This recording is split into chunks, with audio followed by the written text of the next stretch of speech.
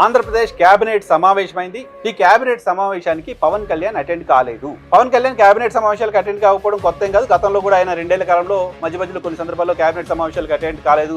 అనారోగ్య కారణాలతో మరో కారణాలతో కొన్ని సందర్భాల్లో అటెండ్ అయిన తర్వాత కూడా ఎక్కువ సమయం కేబినెట్ లో ఉండకుండా కేబినెట్ మీటింగ్ పూర్తి కాకముందే ఆయన కేబినెట్ నుంచి బయటకు వచ్చిన సందర్భాలు కూడా ఉన్నాయి. సో ఆ సందర్భంగా కారణం ఏంటి అనేది జనసేన పార్టీ అధికారికంగా ప్రకటించింది. ప్రభుత్వం వైపు నుంచి కూడా అటువంటి ప్రకటనలు చూసాం. కానీ ఇటీవల ఈ చర్చ ఇప్పుడు మళ్ళీ ఈ రోజు ఎందుకు జరుగుతోంది అంటే, గడిచిన కేబినెట్ సమావేశాలు వరుసగా 3 కేబినెట్ సమావేశాలను తీసుకుంటే వరుసగా 3 కేబినెట్ సమావేశాలకు కూడా జనసేన అధినేత ఉప ముఖ్యమంత్రి పవన్ కళ్యాణ్ వెళ్ళలేదు. కారణం ఏంటి? అంతకుముందు కేబినెట్ సమావేశానికి వెళ్ళలేదు. రీసెంట్ గా జరిగిన కేబినెట్ సమావేశానికి వెళ్ళలేదు. ఆయనకు భుజానికి శస్త్రచికిత్స జరిగి కొంతకాలం ముంబైలో ఉన్నారు, తర్వాత హైదరాబాద్ లో ఉన్నారు, ప్రస్తుతం ఆంధ్రప్రదేశ్ లో విధులకు హాజరవుతున్నారు. గత కేబినెట్ సమావేశం అప్పుడు కూడా ఆయన విజయవాడలో ఉన్నారు. విజయవాడలో ఉండి కేబినెట్ సమావేశం జరుగుతున్న సమయంలో వేరే ఒక అధికారిక కార్యక్రమంలో పార్టిసిపేట్ చేశారు. అధికారులు పిలిచి ఏదో రివ్యూ చేశారు. కేబినెట్ సమావేశానికి వెళ్ళాల. దానికి ముందు కేబినెట్ సమావేశానికి వెళ్ళాల. సో ఇప్పుడు ఈ రోజు తాజా కేబినెట్ సమావేశానికి వెళ్ళాల. ఈ రోజు కూడా ఆయన విజయవాడలోనే ఉన్నారు. విజయవాడలోనే ఉండి కేబినెట్ సమావేశానికి పవన్ కళ్యాణ్ అటెండ్ కాకపోవడం పైన రకరకాల ఊహాగానాలు, రకరకాల విశ్లేషణలు వస్తున్నాయి. వచ్చే 15 ఏళ్ళు కలిసి ఉంటామని చెప్తున్నారు. కేబినెట్ సమావేశాలకు పవన్ కళ్యాణ్ వెళ్ళకపోవడానికి రీజన్ గతంలో వెళ్ళని సందర్భంలో చెప్పేవాళ్ళు